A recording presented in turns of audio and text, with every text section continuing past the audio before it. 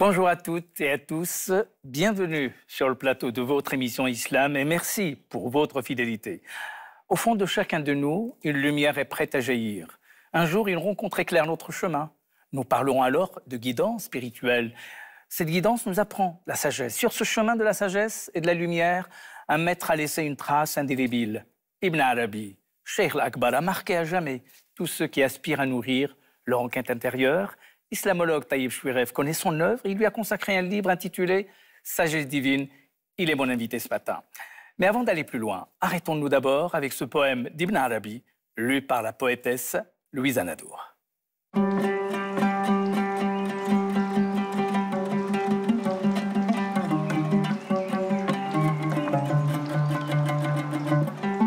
Quoi de plus surprenant qu'une gazelle voilée montrant un jugibier en faisant signe de ses paupières? Une gazelle dont le pâturage se trouve entre côte et entrailles. Oh, quel prodige! Un jardin au milieu de feu.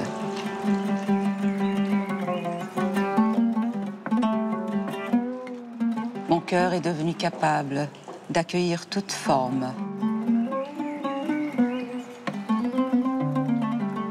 Il est pâturage pour gazelle et abbaye pour moine.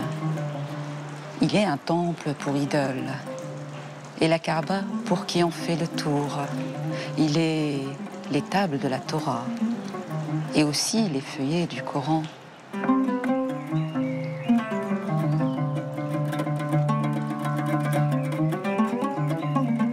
La religion que je confesse est celle de l'amour. Partout où ces montures se tournent, l'amour est ma religion et ma foi. Ibn Arabi. Bonjour Taïeb Chouirev. Bonjour. Merci d'avoir accepté cette invitation. Vous êtes islamologue, conférencier, traducteur. Vous avez produit un certain nombre d'ouvrages parce que vous êtes spécialiste de la mystique musulmane. Et spécialement de grands auteurs comme Al-Ghazali et bien sûr Ibn Arabi, dont nous parlerons dans cette émission. Alors, quand on parle de la mystique musulmane, quand on parle d'Ibn Arabi, il y a un terme qui tout de suite jaillit, celui de la sagesse. D'habitude, on appelle un homme sage, un homme qui prend la bonne décision, un homme qui a une tempérance, un homme qui a la prudence, qui a le souci de l'autre. Quelles sont les résonances de cette définition dans la tradition islamique ? Eh bien, avant tout, il faut se rendre compte que le terme qu'on va traduire par sagesse, en arabe hikma, est un terme coranique. Il y a le verset 269 de la sourate 2 qui dit « Dieu donne la sagesse à qui il veut, et celui qui a reçu la sagesse a reçu en vérité un bien qui est immense. » Et alors, à partir donc de ce verset, de nombreux exégètes ont développé la notion de sagesse comme le sommet de la connaissance. On pourrait dire que la sagesse, c'est la connaissance qui est en plus éclairée, illuminée par une forme de lumière intérieure. Il y a quelque chose en plus dans la sagesse que la simple connaissance. Il y a aussi une forme de lumière qui fait que les décisions qui peuvent être prises ou les enseignements qui vont être transmis par la sagesse vont porter des fruits positifs, vont apporter quelque chose qu'une connaissance peut-être un peu froide ne pourrait pas apporter. Quelles sont, d'après vous, les vertus qu'un homme ou une femme pourrait être sage selon toujours cette tradition musulmane pour devenir un hakim, c'est-à-dire dans cette nuance de la hikmah? Dans la sagesse, il y a cette notion de connaissance de soi. Disons que la lumière intérieure ne peut jaillir que lorsque l'on a suffisamment fait connaissance avec soi-même, c'est-à-dire par un travail d'introspection, de retour à soi. L'être humain découvre des trésors qui sont en lui, qui sont enfouis, et qui ne remontent pas à cause de cette ignorance de soi. Le chemin de la sagesse est en même temps un chemin de connaissance de soi, et il est donc très important de comprendre que, dans l'islam, mais aussi dans d'autres traditions spirituelles, la sagesse ne peut s'acquérir qu'en parallèle avec la connaissance de soi. Alors, les musulmans s'accordent, et même au-delà des musulmans, que le premier sage dans cette longue et grande tradition islamique serait donc le prophète de l'islam, Mohammed. Cet homme, qui était d'abord un homme et un prophète, un messager, est-il un référentiel pour cette sagesse dont vous parlez? Eh bien, il a écrit, il a enseigné à l'oral, et puis ce fut mis par écrit par la suite, mais il a enseigné de très nombreuses sagesses, et lui-même disait que la sagesse est l'objet de la quête de tout croyant.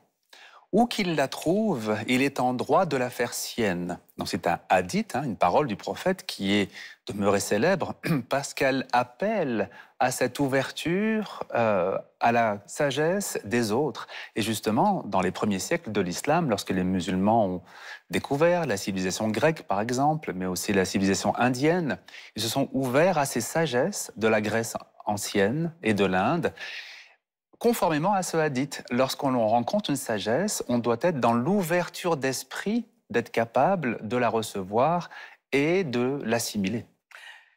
N'est pas sage qui veut, en tout cas c'est une ascension pour pouvoir arriver à incarner cette très grande valeur.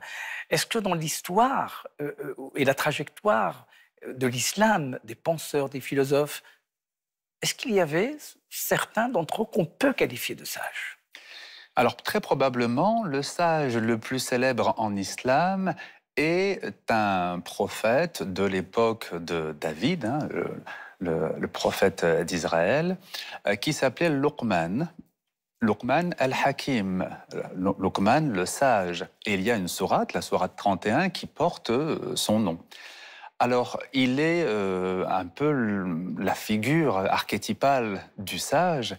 Et évidemment, il y a eu de très nombreux maîtres spirituels, hommes et femmes, d'ailleurs, des maîtres de sagesse, qui ont, à la fois, grâce aux enseignements contenus dans les hadiths, dans le Coran, mais en méditant aussi, des figures comme celle de Luqman ont pu développer cette sagesse à des degrés très différents, bien sûr, car la sagesse a des degrés.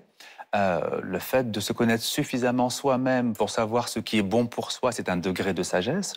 Et puis dans les degrés les plus élevés, il y a le fait d'être capable de voir ce qui est bon pour les autres, de voir ce qui est bon pour mon entourage, et puis peut-être pour l'homme d'État éclairé, comme l'était par exemple Omar ibn Abdelaziz, qui est parfois appelé le cinquième calife bien guidé. Il avait une sagesse qui était telle que, dans des situations de trouble, dans des situations de grande confusion, il était capable d'apporter une parole apaisante, de prendre des décisions qui fédèrent au lieu de diviser. L'histoire et la culture islamique va donc essaimer de plusieurs civilisations, de plusieurs lieux de jaillissement de cette lumière islamique, la civilisation persane, la civilisation ottomane, et puis la grande civilisation andalouse. Et nous avons l'exemple de tous les exemples, ce Cheikh al-Akbar, qui est Ibn Arabi, considéré comme un des plus grands sages. Dites-nous d'abord, qui était Ibn Arabi? Ibn Arabi est un Andalou. Il est né en 1665 à Murcie, petite ville d'Andalousie. Il naît dans une famille relativement aisée, une famille qui a les moyens de l'éduquer avec toutes les exigences de l'époque. Et il a profité, bénéficié de cette ambiance très particulière qu'il y avait en Andalousie, à la fois de grande érudition, de grands noms de son époque sont connus, Ibn Rushd, Averroès, on y reviendra peut-être, mais aussi il y a une intellectualité juive et chrétienne très importante dans cette Andalousie dans laquelle il grandit. Nous allons continuer à parler évidemment de ce grand maître, Ibn Arabi, né à Murcia, en Andalousie. L'islamologue Kaïna Baloul a travaillé aussi sur Ibn Arabi et lui a consacré sa thèse de doctorat grâce à l'intelligence artificielle. Elle a réalisé avec lui cet entretien surréaliste, mais vous allez voir, c'est vraiment comme si c'était vrai. Ibn Arabi est une figure spirituelle et un grand maître de la spiritualité musulmane. Et ses enseignements ont dominé le monde musulman. Il a produit une pensée qui a eu un impact extraordinaire sur différents penseurs, y compris de l'époque contemporaine de la pensée musulmane. L'idée d'interroger Ibn Arabi via l'intelligence artificielle peut être intéressante parce qu'elle donne un côté tangible et concret à cette grande figure de la mystique musulmane. La mystique qui a tendance à être quelque chose de très abstrait. On est dans le monde de la métaphysique que les gens ne comprennent pas toujours. Cela permet d'avoir quasiment une connexion avec ces grands penseurs de l'époque classique de l'islam. Ibn Arabi, qui êtes-vous ? Je suis un serviteur de Dieu, un amoureux de la vérité, et un voyageur sur le chemin de la connaissance et de l'amour divin. Je ne suis qu'un miroir reflétant les manifestations du réel, El-Haq, une parole parmi les paroles de l'existence qui raconte le secret de l'un. Ma vie entière est un voyage à travers l'océan de la connaissance, à la recherche de la sagesse qui s'est révélée à mon cœur à travers la lumière des prophètes et des saints. Mes écrits, comme les illuminations de la Mecque, Al-Futuhat al-Makkiyya, et les chatons des sagesses, Fususul Hikam, ne sont que des reflets des secrets de l'existence que j'ai perçus, des lettres tracées par la main de l'amour divin. Je suis celui qui a dit « Gloire à celui qui a manifesté les choses tout en étant leur essence même, car j'ai vu que toute existence est une manifestation du réel, et que toute chose pointe vers l'unique. » Il s'est intéressé à la spiritualité musulmane, au sens de l'existence, mais aussi à une compréhension de l'univers dans une perspective cosmologique. L'être humain qui est un élément parmi les autres éléments de l'existence et de la création de Dieu. Ibn Arabi fait sans cesse, bien évidemment, le lien entre l'être humain, qui est aussi une réalité, parmi les réalités de l'existence, et Dieu en tant que réalité suprême. En faisant ce lien, il nous renvoie sans cesse à la question aussi de l'unicité ou du tawhid, qui est le fondement des trois monothéismes. Ibn Arabi, quand est-ce que vous avez su que votre destin était d'écrire et de révéler les mystères de l'univers ? Mon destin ne fut pas un choix, mais une révélation. Un jour, dans la solitude de Séville, la vérité me saisit. Le monde entier était un livre, et moi, un lecteur appelé à déchiffrer ces signes. Un sage invisible me dit « Tu écriras ce que tu verras, car certains voient sans parler et d'autres parlent sans voir. » Dès lors, chaque mot tracé fut un pas vers lui, et mon encre non mienne devint l'écho d'une parole ancienne. Écrire n'était pas un acte, mais un retour. Ibn Arabi, à travers l'écriture, nous transmet des enseignements. Son œuvre est véritablement une méditation à propos des signes de l'univers tout entier, mais à partir, bien évidemment, du texte coranique et de la tradition prophétique. Ibn Arabi, qu'avez-vous voulu transmettre à travers votre livre Fusus al-Hikam, les chatons des sagesses ? Les Fusus al-Hikam ne sont pas un livre que j'ai écrit, mais un livre qui m'a été confié. Les Fusus al-Hikam ne sont pas de ma plume, mais un dépôt sacré que le prophète m'a confié en songe, avec l'instruction de le transmettre selon la capacité des hommes. À travers chaque chapitre, j'ai voulu dévoiler que la sagesse divine se manifeste en chaque prophète sous une facette unique, mais que leur message est un. Ce livre est un miroir où chacun perçoit selon son propre état une clé ouvrant les portes de l'unité. Comprendre Fusus al-Hikam, c'est dépasser les mots pour toucher l'essence du réel. Ibn Arabi dit que l'être humain ou l'intelligence humaine ne se limite pas uniquement à l'intelligence rationnelle ou à la raison. Ibn Arabi défend cette idée que l'être humain est doté d'intelligences multiples et diverses, et que l'être humain acquiert des connaissances et des savoirs à travers d'autres modes, comme par exemple le dévoilement, qui est pour les mystiques aussi un mode d'accès au savoir et à la connaissance. Donc c'est une intelligence suprarationnelle. Si je vous disais que je viens d'un futur où le monde vit une crise spirituelle, que me conseilleriez-vous ?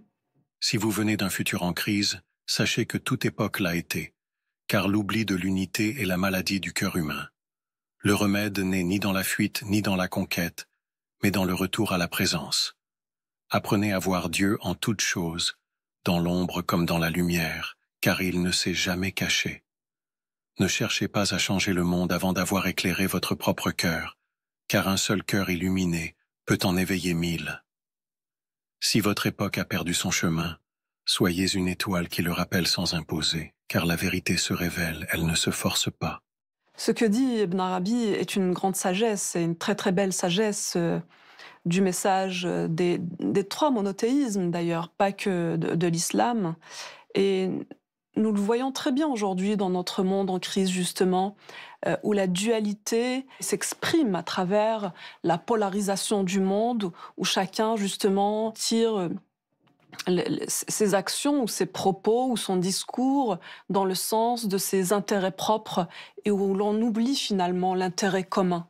Et où on oublie aussi donc cette idée que l'humanité et l'univers entier sont une entité unique et commune et que nous sommes tous liés. Et donc ici, Ibn Arabi nous rappelle que lorsque l'humanité vit des crises, c'est parce qu'elle s'est éloignée ou qu'elle a oublié cette règle universelle et fondamentale qui est celle de l'unicité. J'aimerais surtout inviter les jeunes générations de musulmans à s'intéresser à cette figure d'Ibn Arabi. Alors, c'est vrai que c'est décourageant au départ d'essayer de comprendre la pensée d'Ibn Arabi, mais c'est un vrai défi, et c'est un très très beau défi, et je crois qu'il peut réellement apporter un éveil spirituel, notamment à notre époque, qui en a grandement besoin. Taïeb Chouiref, ce document surréaliste, enfin, nous sommes aidés par l'intelligence artificielle. On a vu Kaïna Baloul interpeller, interroger, interviewer le grand Ibn Arabi. Et dans son propos, ce grand maître évoque notamment 2 œuvres majeures, Al-Futuhat al-Makkiya et Fusus al-Hikam. D'abord, qu'est-ce qu'il y a dans ces 2 œuvres d'important pour évoquer la question de la sagesse? Alors, donc, dans ce qu'on appelle Al-Futuhat al-Makkiya, donc les illuminations ou les ouvertures mécoises, il y a l'ensemble de tout le savoir théologique, spirituel, mais aussi culturel, coranique, prophétique, auquel Ibn Arabi a eu accès. Il a en quelque sorte fondu l'ensemble de ce savoir dans une œuvre immense qui possède plusieurs milliers de pages, mais dont il nous dit que l'ordonnancement, donc l'ordre dans lequel les chapitres se suivent, est inspiré. Il a été inspiré lors des tournées rituelles autour de la Kaaba, de constituer les ouvertures mécoises, d'où le titre mécois, parce qu'il se trouve à la Mecque au moment de cette illumination. Et donc, c'est vraiment une œuvre immense et, on pourrait dire, exhaustive. Alors que les Fusus al-Hikam sont une œuvre de synthèse. C'est très synthétique, c'est plutôt court comme traité. Il dit lui-même que c'était une inspiration aussi. Et on va traduire cela par les chatons de la sagesse. Sous-entendu, la sagesse divine a plusieurs facettes, un peu comme les chatons d'un bijou. Les chatons sont donc les griffes qui retiennent la pierre précieuse. Une pierre précieuse a de nombreuses facettes. Et ces facettes sont identifiables aux prophètes. Les prophètes sont des êtres humains, bien sûr, mais qui ont manifesté chacun une particularité ou une spécificité de la sagesse divine. Et alors, on voit bien qu'à travers ces 2 ouvrages, Ibn Arabi veut léguer, il veut transmettre aux générations qui suivent cet immense héritage de sagesse qui a été le sien. Des rencontres, le grand cheikh Ibn Arabi en a fait dans sa vie, mais il en est une qui mérite d'être aujourd'hui revisitée, c'est la rencontre énigmatique, mystérieuse, heureuse, comme il le dit lui-même, entre Ibn Arabi, il avait encore à peine 15 ans, et le philosophe Averroès, 1126-1198, qui avait la quarantaine. Parlez-nous de cette rencontre entre celui qui va devenir un des plus grands philosophes et celui qui restera dans la postérité comme étant le plus grand sage. Eh bien, Averroès, effectivement, était un ami du père d'Ibn Arabi. Et il avait entendu parler de ce jeune homme qui avait eu une sorte d'ouverture intérieure, c'est-à-dire que spontanément, lors d'une retraite spirituelle, une source de sagesse avait jailli en lui. Il avait donc envie de savoir si cette sagesse spontanée était la même chose que la sagesse ou la connaissance que le philosophe obtient très laborieusement par ses raisonnements, par ses réflexions. Et donc les deux se rencontrent et sans même avoir besoin de se parler, Averroès regarde le jeune Ibn Arabi qui lui dit oui. Ibn Arabi, qui rapporte cet événement, dit « Quand j'ai dit oui, j'ai senti qu'il n'avait pas tout à fait compris ce que je voulais dire. Et j'ai ajouté « non ». Et quand j'ai ajouté « non », Averroès a eu le visage qui est devenu blême. Et Ibn Arabi lui a expliqué « C'est à la fois oui et non, car c'est entre le oui et le non que les esprits prennent leur envol. » Et là, Averroès a compris que ce jeune homme avait une sagesse qui dépassait de loin ce que lui avait pu réaliser à ce moment-là de sa vie. Ibn Arabi restera jusqu'à nos jours un des penseurs les plus alertes, un des penseurs les plus sages, celui qui a produit un savoir, une culture aujourd'hui planétaire.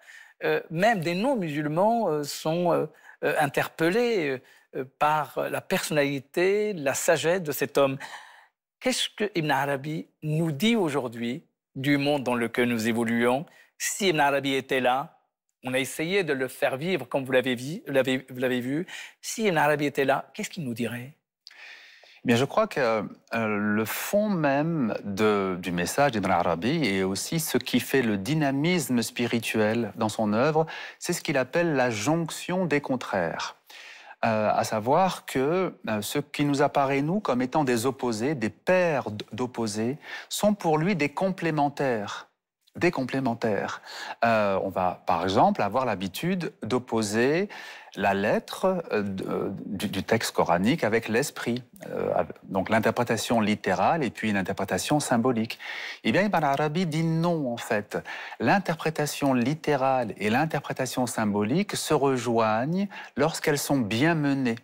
Et cette capacité, disons, à joindre ce qui apparaît pour beaucoup comme des contraires, fait de lui un homme de la nuance. On a vu tout à l'heure qu'il explique à Averroès que c'est entre le oui et le non que les esprits prennent leur envol, c'est-à-dire qu'il y a cette importance de la nuance, et évidemment, nous sommes à une période de polarisation des opinions, d'opposition des opinions. Il faut avoir absolument une opinion très tranchée, où on est pour ceci, où on est contre ceci. Et Ibn Arabi, s'il était présent, viendrait avec un discours de synthèse, en proposant de dépasser les oppositions simples et les superficielles pour obtenir une position supérieure d'union. Il nous parlerait d'amour, car c'est un des thèmes majeurs dans la pensée, dans la pratique de Ibn Arabi. L'amour est aussi une vertu, c'est l'amour divin, mais aussi c'est l'amour de l'être humain. Exactement. Pour Ibn Arabi, on ne peut pas opposer l'amour divin, l'amour du Créateur, disons, et l'amour de la créature. Parce que le Créateur a créé par amour. Ibn Arabi insiste beaucoup. La création est geste d'amour. Et donc, on ne peut pas aimer le Créateur sans aimer la créature. On ne peut pas aimer Dieu sans aimer l'être humain. Et puis, au-delà même de l'être humain, l'ensemble des êtres. Et on a entendu tout à l'heure dans le sujet la fin d'un poème où Ibn Arabi dit « Mon cœur est devenu capable de toutes les formes » et il ajoute à la fin « L'amour est ma religion » et où que l'amour se tourne, eh bien par là je me tourne. Autrement dit, il voulait dire que l'amour est cette énergie fondamentale, cette énergie créatrice, cette énergie divine à la base de tout ce qui est. Et il a un des chapitres des Futuhat Makkiya qui a été traduit en français sous le titre « Traité de l'amour » par le regretté Maurice Gloton. Dans ce traité de l'amour, Maurice Gloton, en introduction, montre bien comment l'amour est à l'origine de toute création pour Ibn Arabi. Le grand écrivain qui nous a quittés il y a plusieurs années, le grand écrivain italien Umberto Eco, en écho à ses lectures d'Ibn Arabi, avait laissé à la postérité cette phrase, s'inspirant d'Ibn Arabi, « Malheureux est ce cœur qui n'est capable que d'une seule tendresse ». Et là, on retrouve l'amour de Cheikh Al-Akbar, l'amour qu'il avait pour le divin, mais aussi l'amour qu'il avait pour la vie. Merci Taïb Chouilef de nous avoir accompagnés ce matin pour parler de la sagesse de ce grand homme, Cheikh Al-Akbar, comme la tradition l'appelle, qui est Ibn Arabi. Avant de conclure, prenons un instant pour votre rendez-vous habituel avec le Coran, suivi d'un conte de Fanta Dramé dans Esprit et Lumière. Lorsque nous étions jeunes, nos parents avaient pour habitude de nous envoyer au Maroc en vacances et nous passions une partie de ces vacances-là dans des madrasas à apprendre un peu le Coran. 10 ans après, dans mon cursus universitaire, entre ma 4e et ma 5e année, j'ai décidé de prendre une année sabbatique pour clore l'apprentissage du Coran. Et là, un soir, une personne m'appelle et me dit « Il y a un étudiant qui n'a pas où dormir, il vient d'arriver de l'étranger pour faire ses études en France. » Et je lui ai donné donc l'hospitalité musulmane, je l'ai accueilli chez moi. Je lui ai fait comprendre que je souhaite faire une année sabbatique pour apprendre le Coran. Il prend son téléphone, il appelle devant moi. Et il me dit à tel moment, tu vas aller à tel endroit et tu vas rencontrer telle personne. Et il s'avère que je rencontre la personne qui est l'imam qui m'a appris le Coran 10 ans avant, par la plus grande des circonstances et par le plus beau des hasards, sachant qu'en tant que croyants, nous ne croyons pas au hasard, car il est impossible. Et j'ai voulu un jour sortir pour jouer avec des amis, rencontrer des personnes. Le jeudi après-midi, les étudiants ont souvent quartier libre et je suis parti jouer au football. Et quand je suis parti jouer au football, j'avais ma clé mais je ne savais pas où la mettre, la clé de ma chambre étudiante.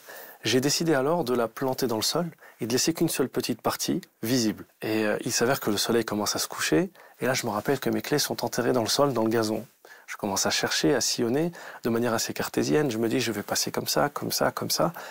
Impossible de les retrouver. Et là je me souviens du verset dans le Coran qui dit « Et lorsque tu oublies, invoque ton Seigneur ». Je me rappelle de ce verset, je le récite au fond de moi, je lève les yeux au ciel, je les baisse et les clés étaient à côté de mon pied.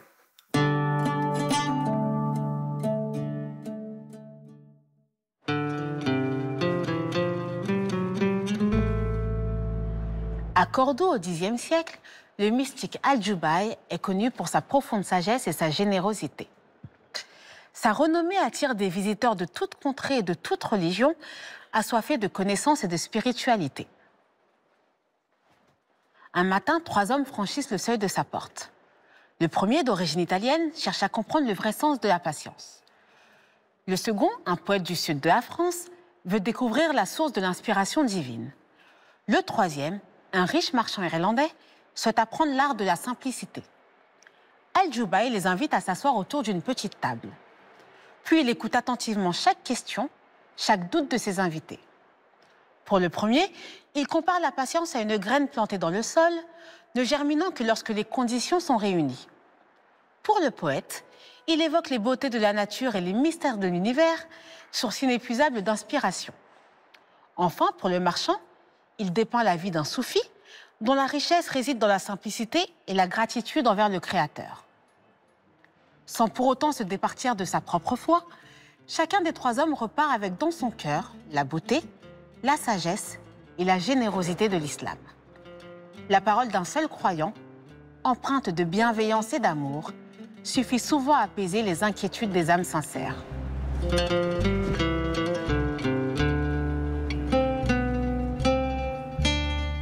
Deux ouvrages nous ont permis de préparer cette émission avec vous, Taïb Chouilef. D'abord, Sagesse divine, qui est donc une traduction de l'œuvre Ibn Arabi aux éditions At-Tasnim. Et puis, L'Islam expliqué, histoire, foi et pratique aux éditions Erol. Merci de nous avoir suivis. On se retrouvera dimanche prochain pour un nouveau numéro de l'émission Islam. D'ici là, prenez soin de vous et ceux qui vous entourent.